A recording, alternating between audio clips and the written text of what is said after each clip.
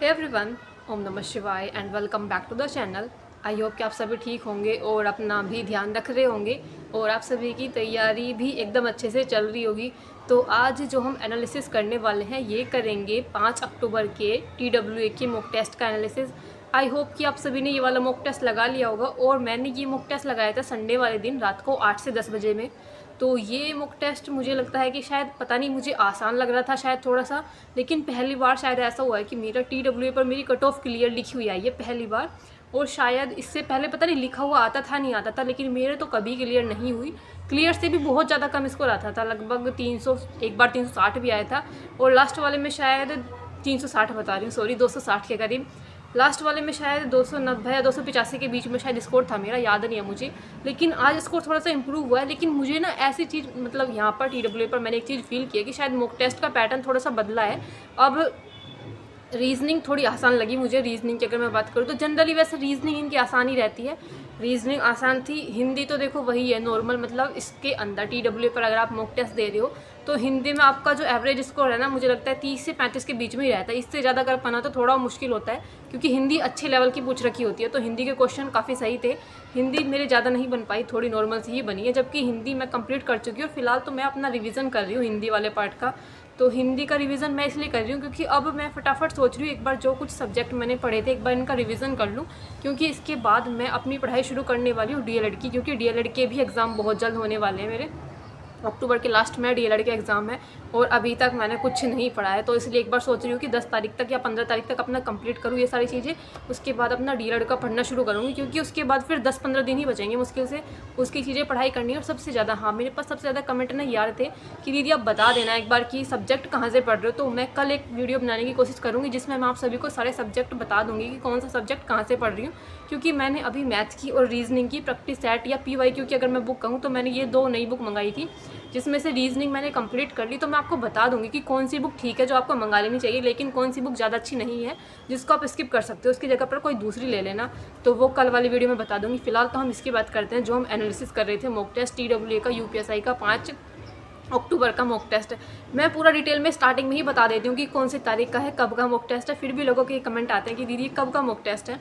तो पता नहीं आप लोग वीडियो को ध्यान से नहीं देखते क्या क्या चीज़ें करते हैं। बाकी आप सभी अगर मॉक टेस्ट लगाना चाहते हो UPSI के किसी भी अदर एग्जाम के, तो हर संडे सुबह 6 बजे TWA पर UPSI के मॉक टेस्ट या अदर सब्जेक्ट मतलब अदर कोर्स की आप तैयारी कर रहे हो। जहाँ तक मुझे लगता है अभी फिलहाल मोस्टली तो सभी बच्चे या तो UPSI की तैयारी कर रहे हैं या फिर दिल्ली पुलिस की या फिर UP पुलिस की। तो ये 3 तैयारी आप कर रहे होंगे। तो इन तीनों के मॉक टेस्ट हर संडे में सुबह 6 बजे आ जाते हैं, आप लगा सकते हो मॉक टेस्ट। लेवल काफ़ी बढ़िया रख रखा है, तो एक बार लगाकर ज़रूर देखना ये वाला मॉक टेस्ट। तो फिलहाल हम बात करेंगे कि क्या क्या स्कोर रहा, कितना किस सब्जेक्ट में क्या क्या चीज़ें रही हैं। अगर मैं जनरल बताऊं तो GK GS में शायद मेरा स्कोर आज इंक्रीज़ हुआ है, शायद GK GS की वजह से हुआ होगा। क्योंकि लास्ट में जितनी भी मॉक टेस्ट मैं TWA पर लगा रही हूँ उसमें मेरा स्कोर 20 के करीब या फिर 20 से कम जा रहा था GK GS में, लेकिन आज स्कोर थोड़ा सा इंक्रीज़ हुआ है। ये शायद इसकी वजह से स्कोर बढ़ा होगा। और हिंदी तो नॉर्मल ही लगी थी मुझे, और रीजनिंग तो इनकी हमेशा नॉर्मल ही आती है। नॉर्मल क्या आसान लगती है मुझे, तो RWA से आसान ज़्यादा रीजनिंग मुझे TWA की लगती है। तो रीजनिंग सही बन गई थी। रीजनिंग के बाद मैथ की बात करूँ ना, मैथ हमेशा मुझे लगता था कि मतलब इसका TWA पर जो मैथ है वो काफ़ी अलग लेवल का आता है, बहुत ही ऊपर लेवल वाला आता है। तो आज मुझे लग रहा था कि शायद मेरे क्वेश्चन या तो जो चैप्टर्स मैंने पढ़ रखे हैं वही चैप्टर्स के क्वेश्चन ज़्यादा थे, इसलिए मेरा आज मैथ में भी थोड़ा स्कोर इंप्रूव हुआ है। हालांकि टाइम मुझे ज़्यादा लगा मैथ करने में, मेरा वही टाइम लगता है लगभग 50 से 55-60 मिनट के करीब मुझे लगते ही हैं मैथ वाला पार्ट करने में। देखो मैं ना ज़्यादातर ऐसा नहीं करती कि कोई भी क्वेश्चन देखा किसी को कर दिया कि ये यूनिट डिजिट्स हो जाएगा या 11 का डिविजिबिलिटी का रूल लग जाएगा। मैं मोस्टली सारे क्वेश्चन मैथ के ना सोल्व ही करती हूँ। मुझे ऐसा लगता है कि कहीं ना कहीं ज़रूरी नहीं है कि भाई ये मतलब मुझे बिल्कुल सही पैटर्न नहीं पता कि कब जाकर हमें ये डिविजिबिलिटी वाला रूल लगाना चाहिए। मैं स्टार्टिंग में लगा दूँ क्वेश्चन करे भी ना, और उसके बाद मेरा गलत हो जाए, ये चीज़ मेरे माइंड में रहती है। इसलिए मैं पूरा क्वेश्चन जो रहता है मैथ का पूरा सोल्व करती हूँ, इसलिए मेरा इतना टाइम तो लगता है। आप खुद ही सोचो, आपको 40 क्वेश्चन करने हैं तो कम से कम आपको 45 से 50 मिनट तो लगेंगे ही ना, क्योंकि मैथ है ये, कोई हिंदी तो है नहीं कि आपने एक बार पढ़ा और तुरंत टिक कर आगे बढ़ गए। इतना टाइम तो मिनिमम लगता ही है। देखो मैं एवरेज स्टूडेंट हूँ, कोई मैं एक्स्ट्रा ऑर्डिनरी तो हूँ नहीं कि मैं बिल्कुल एकदम 35 से 40 मिनट में मैथ कंप्लीट कर लूँगी। इतना तो मुझे लगता ही है, मतलब मेरा 60 मिनट के करीब लग जाता है। और मैं टाइम भी इसलिए लगता है क्योंकि मैं बाकी सब्जेक्ट में अपना पूरा कोशिश करती हूँ कि पूरा टाइम बचा सकूँ। जैसे हिंदी मैं बहुत कम टाइम में कर लेती हूँ, GK GS भी मेरी कम में हो जाती है, रीजनिंग में भी लग जाता है 30 से 36 मिनट के करीब। और बचा कुचा टाइम जितना भी होता है वो सारा जाकर खर्च होता है मैथ वाले पार्ट में, उसके बाद कोई टाइम नहीं बचता। और TWA की मुक टेस्ट में तो मैं पूरा टाइम ले लेती हूँ, कभी भी टाइम से पहले सबमिट नहीं करती, क्योंकि उसमें तो जितना टाइम मिलता है ना वो भी कम लगता है कि शायद इतने टाइम में भी नहीं हो पाएगा। चलो 4-5 क्वेश्चन देखते हैं, उसके बाद बात करेंगे स्कोर क्या रहा है। आप सभी अपना स्कोर शेयर कर लेना, ज़रूर बता देना। पहले हम देखते हैं क्वेश्चन।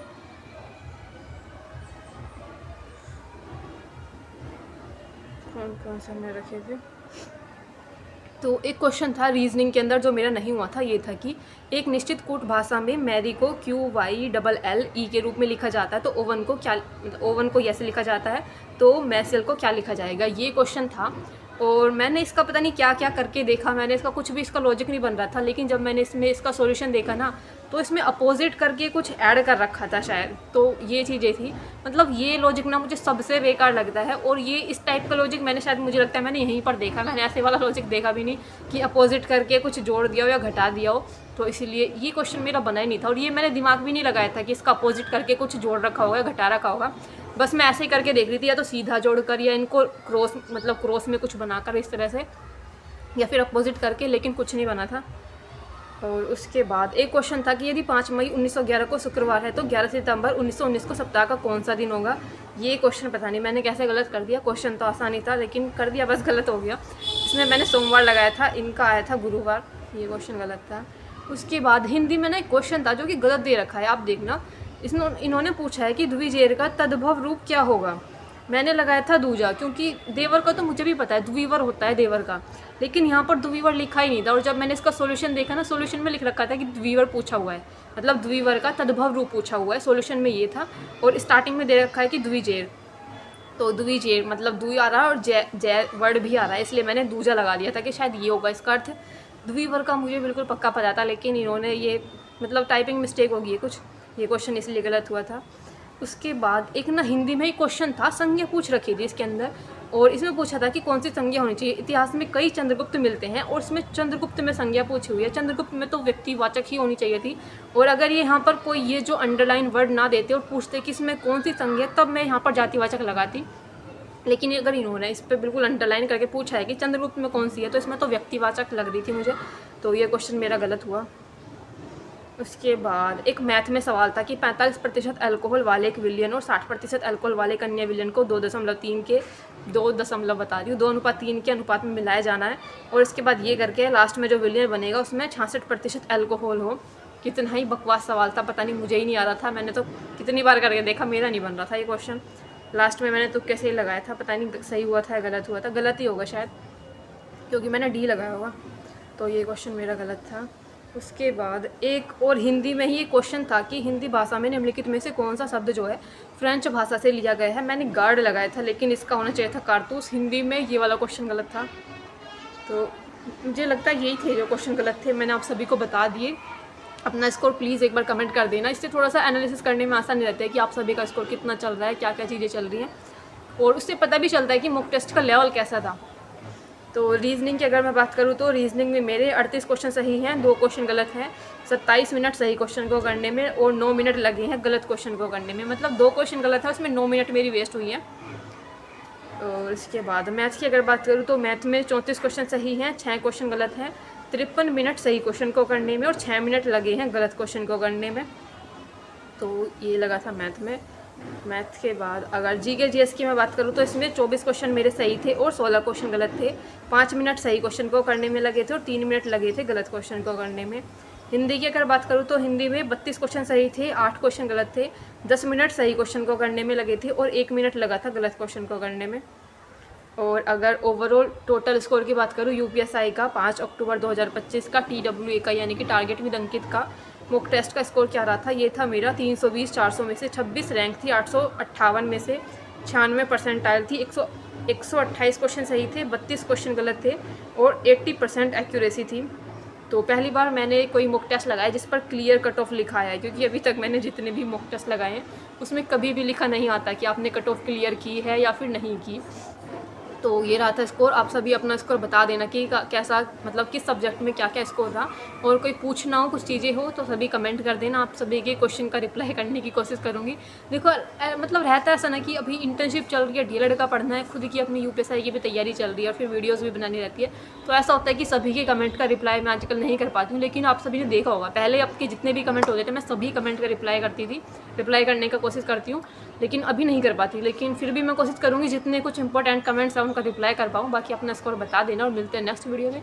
तब तक के लिए bye bye, take care and Radhe Radhe.